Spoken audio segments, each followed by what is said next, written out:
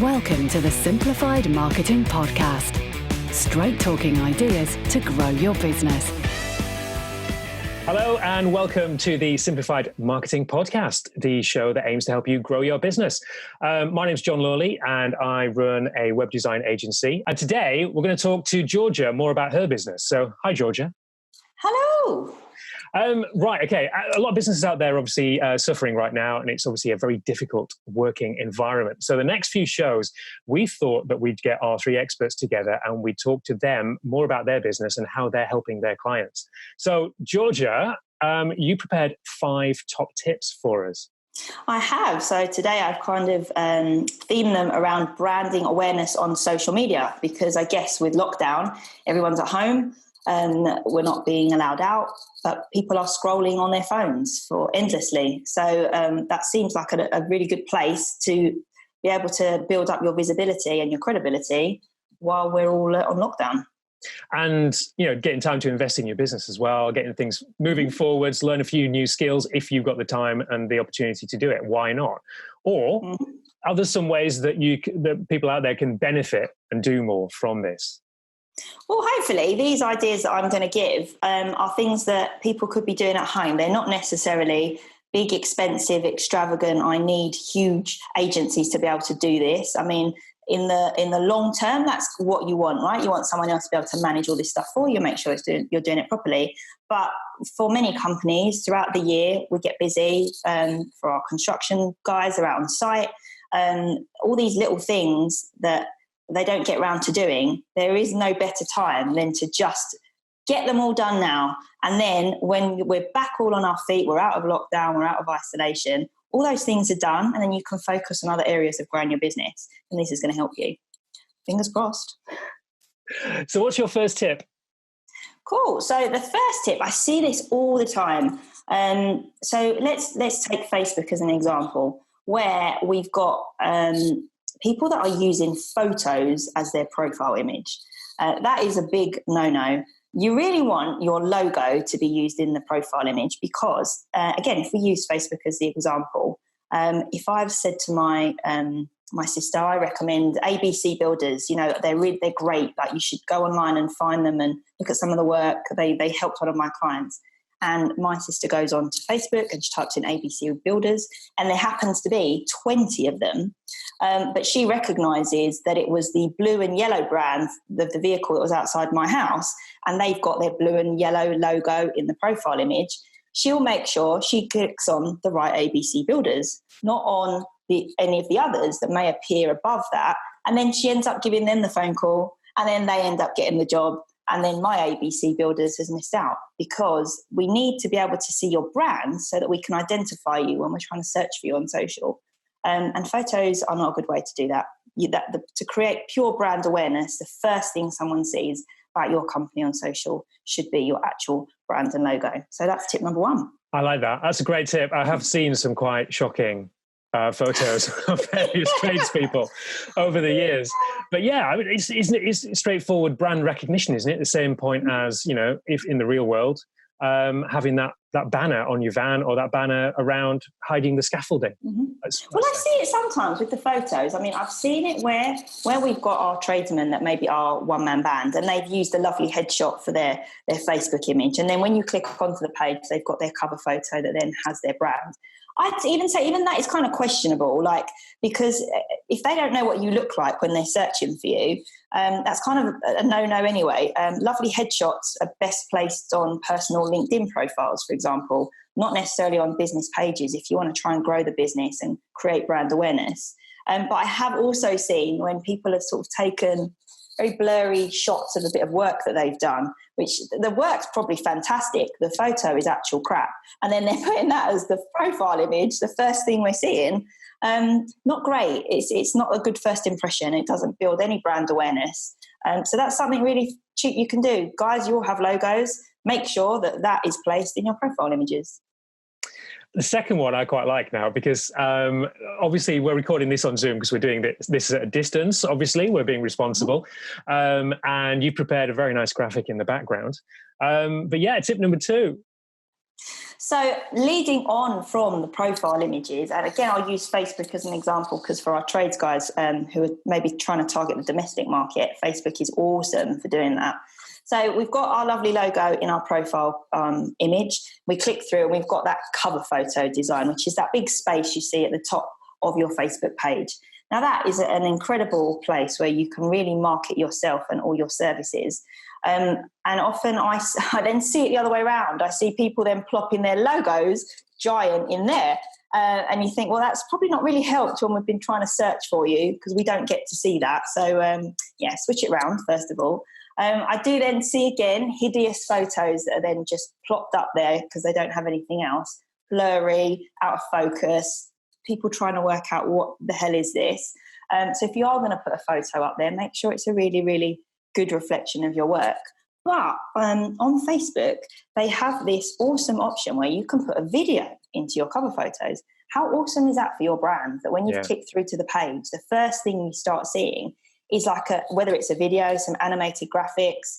There's apps and things that you can create this kind of thing while you're not at a stage that you can pay an agency to do it. But one of the examples we did for anyone that wants to see what the hell is this chick talking about, if you go on Facebook and type in @JordanGillFitness, we did a graphic video, which is great for on lockdown because I guess we can't go out and film each other at the moment. But within under a minute, when people are on his page, he's a personal trainer, you get to see all the services he offers. You get to see like a snapshot of all his ideal clients, which are sort of affluent, professional business people. He's not a meathead kind of personal trainer. He knows his audience. And that video targets them and lets them know under a minute all the different things he's able to do for them. What a great way to encompass a whole business on the first thing that someone sees on your Facebook page. So that's number 2. I love that because that just gives you a bit more of a feeling for the whole business as a whole. You know, what you've done, your ideal clients, your past work that you've achieved as well. It's a really nice function. Definitely check out the page that George has been talking about there. Tip number 3. So tip number 3 is an interesting one. Again, this costs absolutely nothing. But in our businesses right now, I'm seeing this a lot on Facebook. People are in groups and they, I need a locksmith. But the last 3 people I've called, they're not working right now because of the circumstance. Everyone's really unsure who is trading right now, who is not. So for us to be able to let people know what on earth we are doing in our businesses, if we are still trading, if we are limiting the services we're offering, maybe you're only doing emergency call outs, for example, if you're an electrician, we need to let people know. So on Facebook, again, you can pin to the top of your page by clicking the 3 dots up in the top right-hand corner when you put a post. Pin a post, which basically means that when someone goes onto your Facebook page, even if this post was created and uploaded a year ago, you deem it as important and you deem it as this is really valuable. And I want to make sure that every person that comes on my page sees this graphic, video, whatever this message is first. So if you were to create, whether it be a graphic or a video, saying to everybody, "Hi, I'm John the locksmith, and during these times, I just wanted everybody to know that we're still operating as a business and we're making sure that there's only one man on site and we're only taking on emergency works, but we're here because we understand we need to help our key workers, making sure they can get in and out of their homes, etc." And you pin that to the top of your Facebook page. That means that every single person that comes through is going to see that message. So those that were thinking, is this guy open? Is he trading? I don't want to waste my time calling another 5 locksmiths. It's going to help upsell you in a way. But it's also great for your own brand awareness because right now it shows that you've considered the current climate and you're addressing it and you're saving time for people and trying to help them. So pin to the top, make a really valuable post and pin it to the top of your page on what the business is doing right now. Great for your brand.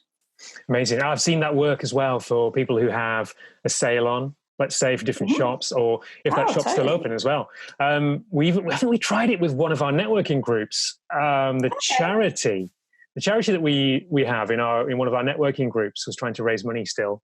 We pinned that to the top of the Facebook page. She's raising hundreds of pounds just from it being the first thing people see. So it's It's such a clever little function. And obviously I'm using this example because of COVID-19 and what we're in right now. But throughout the year, if you're a painter and decorator and we're hitting springtime and you know that actually you want to promote all your external painting works, to then go back through all the content you've created or to create something new that's about exterior painting and you pin that to the top. Again, you know that most clients that will be calling throughout that time may be more interested in exterior works. And if that's the first thing they're seeing, straight away they're resonating with, oh, okay, these guys do what I want them to do. They may scroll a little bit more just to confirm that they're kind of checking out your photos and seeing the quality of your work, making sure that you're the kind of company they want to work with. But you can change those pins to reflect what's going on in the environment, what's going on in your business right now, and what services you can offer throughout the year that are specific to what people are wanting right now. It's quite a powerful little tool, actually. That's all free. And so tip number 4 is an interesting one. I like this one as well. So it's on a similar, internet connection. Yeah. Okay. It's all going. It's all going. No, we're right. We're back now. So step number 4, what am I talking about? So tip number 4 is a really good one, I think, because it links in all the different social media channels. But yeah, tell us more about it. Yeah, so LinkedIn is a great platform, especially for trades companies maybe that are trying to get into the commercial space as well. It works quite differently to Facebook, but there are similarities in that you get your profile image, where this would be the place you'd put that lovely headshot on a personal page, but you also get a space, a cover photo behind that you can upload, again, an image or some kind of brand and marketing piece that reflects what you do as a business. So I see this as quite a missed opportunity for people. So they have a personal page and they have a business page. On their business page, they'll have their business cover photo designed at the top. On their personal page, they end up leaving it blank. But what a great space, because that's where you're interacting with people, that's where you're connecting and reaching out.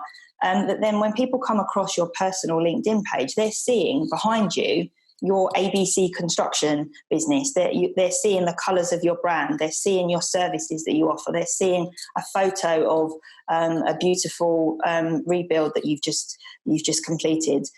They're seeing the quality of the work that's behind the person as well. And that may very well incentivize them to want to click through to your actual business page as well, because they may see something there that they weren't looking for, but actually they do have an interest in.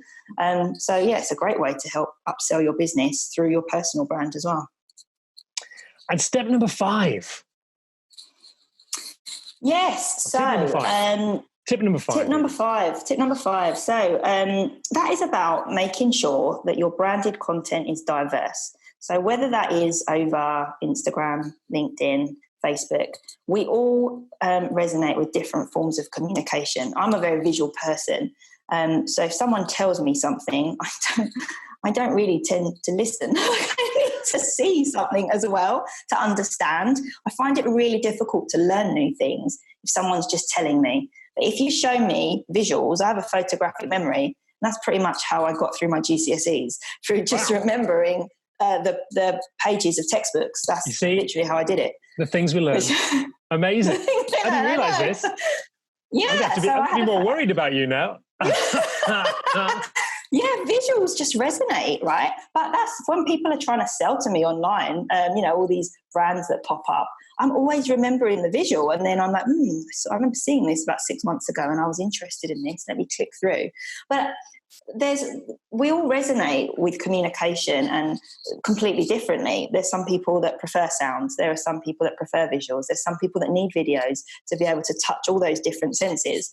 So if we can make sure that on all of our platforms, we're really open to being diverse, that you have graphics that reflect your brand and position you as professional, that you have some professional videos to highlight the areas of your business that you really need to get across in a more maybe corporate way, but you also have live videos as well, something that people get to see the human behind the business. And you also have photos, whether that's before and after, or pictures of the team. Imagine pages, your social pages, that have all of those things together. What a well-rounded, diverse brand that you have then built that begins to resonate with more and more people. If you just do all of one thing, that's great for the people that like that form of communication. then you're locking everybody else out. So think outside the box and try everything. Don't be scared to do the lives as well, because that's such a good way of helping push up the rankings of your, especially your Facebook and your Instagram pages as well. And I know it can be terrifying, but it's like when you watch a film and you get to see the behind the scenes. That's the really exciting part, right? You still love the film, and you don't just want to see the behind the scenes. You want the polished thing, and then you want to see what's going on as well. So treat your business like that too. There's polished content, and there's more sketchbook-like content, which is what I call it. So yeah, just make sure everything's on brand for your ideal client, but try it all out. Be our best. That's my 5 tips. I like it. Brilliant. So there's some amazing tips in there. I've got to say, I do like that last one there, but I think like a lot of people, although mind you, we are doing this podcast in vision as well as, recording it, the audio, doing a Facebook Live still terrifies me. And a lot of other people, especially when you start to switch things on and go, John, we're live. Which is always a great one. It took me forever. Like even just doing this podcast, it still kind of terrifies me. I'm not going to lie. I'm not going to put on some front here and say, yes, I'm the absolute expert. And then, this is no skin off my nose. It all terrifies me that if we don't push ourselves outside of our box, do the same things, we'll never get anything different, right? And I think businesses will be so surprised the kind of engagement that they'll have and what it will bring to their brand when they start doing that as well. And always think, it's not about being vain. It's about you're trying to help someone else. You're trying to help them not make a mistake, trying to help them grow a business. You're trying to help them support their team. So if you think of it with that mindset, sometimes it's a little bit easier.